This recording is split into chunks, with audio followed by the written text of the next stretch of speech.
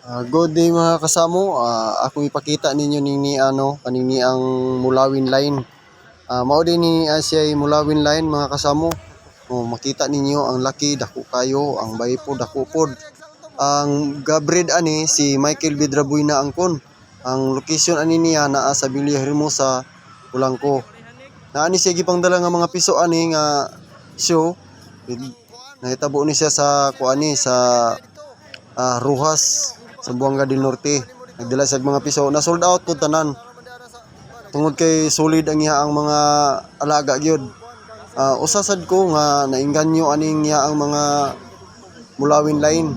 Nipalit po ko niya, niambit po ko niya kay ang akong plano ako pong i-crossbreed sa ako apon nga bloodline.